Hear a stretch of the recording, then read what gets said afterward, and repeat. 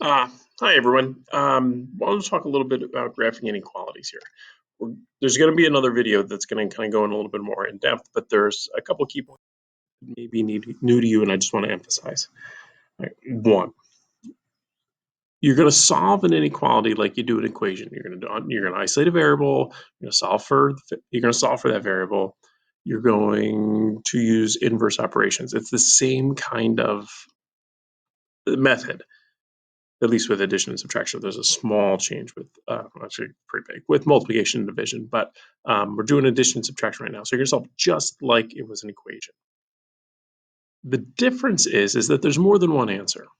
Um, and in all honesty, like inequalities are a way of life. Like most things, when you go to the store, and I don't know how many of you guys have been to the store in the last couple weeks, but like when you go to the store and buy a donut, it's, I don't know, $1.10.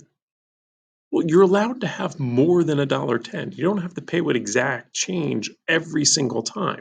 So you need at least $1.10.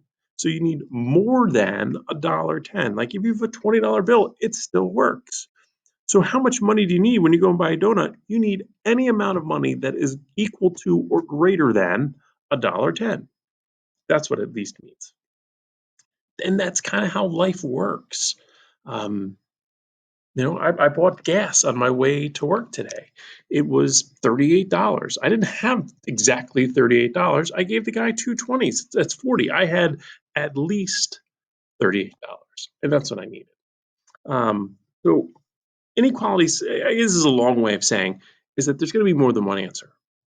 It's not, x equals 4. It's x is less than 4, or x is greater than or equal to 4. And there's a lot of numbers that are less than 4. And there's a lot of numbers that are greater than 4. So there's a wide range of answers. And when you graph it, it's going to look a little different. So step one, solve it like an equation. Step two, be aware that there's more than one answer. Step three is now we're going to talk about what do these answers look like on a number line. Right? So if we come over here, if x is greater than 2, so it has to be a number greater than 2. So I'm going to put an open circle on 2. And what that says is 2 doesn't work. 2 is not greater than 2. 2 is actually equal to 2.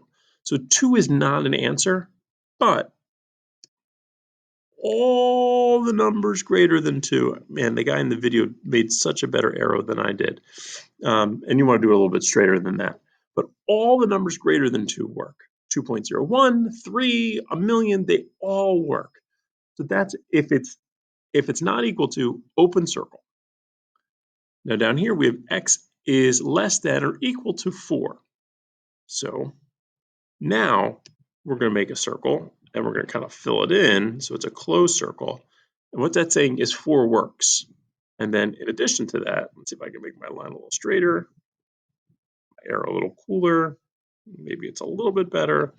All the numbers that are less than 4 work. So if it's just greater than or less than, you use an open circle. If it's less than or greater than and equal to, that's when you use the closed circle. Hopefully that helps.